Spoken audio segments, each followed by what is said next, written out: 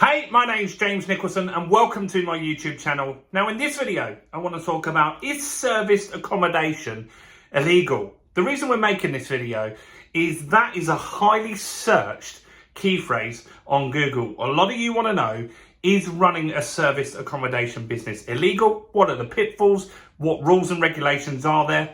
And all of that we're going to cover in this video and more. So while you're here, if you haven't done already, do subscribe to our channel and hit the bell notification and smash the like button. We're on target for 100,000 views just this month, and we're going to get 10,000 subscribers by Christmas. So you could help us by doing both those things.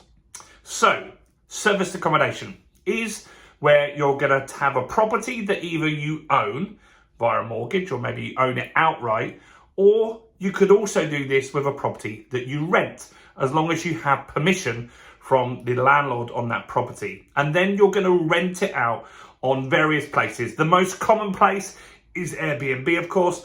I'm sure you've all heard of Airbnb, or maybe you've stayed at Airbnb properties in the past.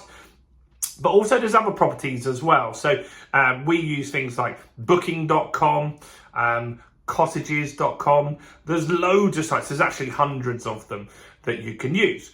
And so people want to know, is this a business that you can get in? Is it legal to do? Well, it's legal, totally legal to do, but it is unregulated on the whole. And I think that that's going to change at some point. You see, the government are getting frustrated with the lack of property that we've got in the UK, and serviced accommodation takes away a property.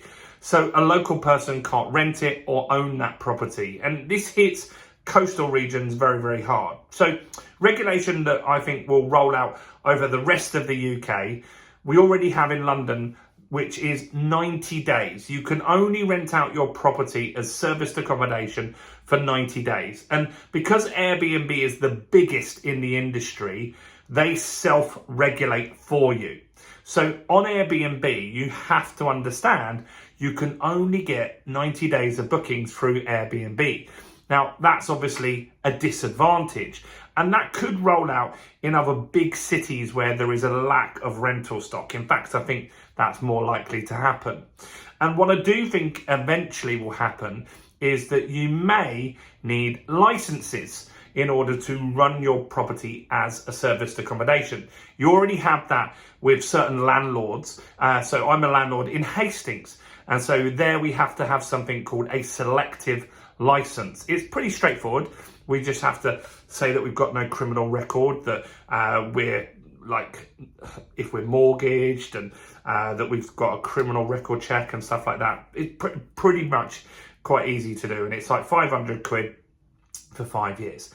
So very, very basic. Now, stepping up from that and regulation, houses of multiple occupancy, and they're called HMOs, house of HMOs. Now, these in a lot of areas have to be licensed, particularly in city centres and town centres. Quite a few towns and councils expect this to happen now. Now, that's slightly harder to get. Now, what's interesting, though, is that if you already have a property, you can get grandfathered in on this. So what I'm saying is regulation may come into this industry, and we fully expect that to happen. That's good, because if you're running your serviced accommodation business now and there isn't regulation, you'll get grandfathered into it. That means it makes it much harder for new competition to come into the market. And that's positive, because then you're likely to have less competition. Your rates on a nightly basis will go up. Some people will leave in the market as well. That's good as well. And so the less people doing it in an area that you want to do it, the higher your profits are going to be. So that's one type of regulation that you've got.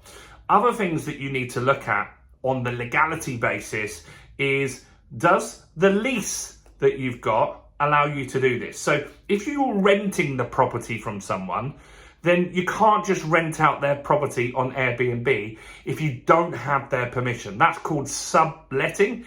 That's illegal. So that part of running an Airbnb is not legal. So you must make sure, if you rent the property and you want to run it as an Airbnb, that you get the landlord's permission in writing not just verbal, because it could easily come back to bite you. Now, you also need to look at the lease. So often, properties that do well on Airbnb are normally flats or apartments, wherever you're from. That's what we call them, right? And so they have something called a leasehold. So somebody owns the freehold, the ground, and in a flat, you normally own it for 100 years or 1,000 years, and that's on a leasehold basis. That's how you buy flats. Now, in that leasehold, particularly on newer builds, a lot of them will say you can't run it as an Airbnb or a short let or a holiday let business.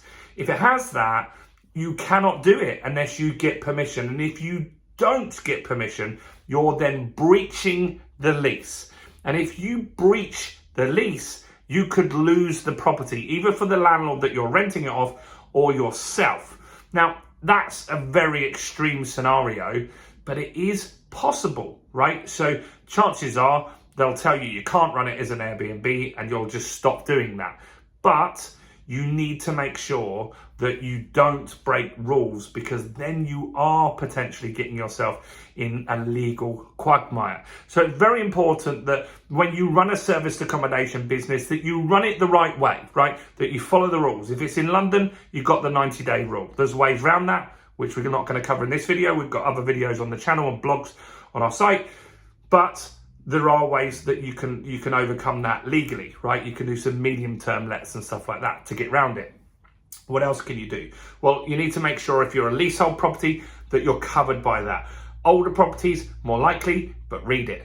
Get your lease and make sure that you read it. You don't want to get problems with other neighbours and freeholders. It's just not a great thing to do. Other legislation, I believe, is going to come into this sector, and I see that as good, because HMOs really benefited from that. The people that were already doing it, that stopped new people coming into the market. That drove up the value of their property. It drove up the prices that they could charge for rent, and that made their business way more profitable than it was when you've got lots of people and saturating the market. So in answer, is it legal? Yes, it is.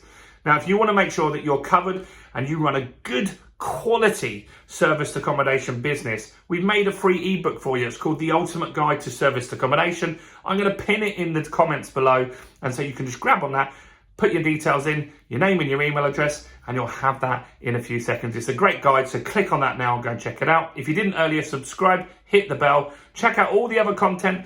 We've got a ton of content on serviced accommodation, so why not go and check out all that content right here.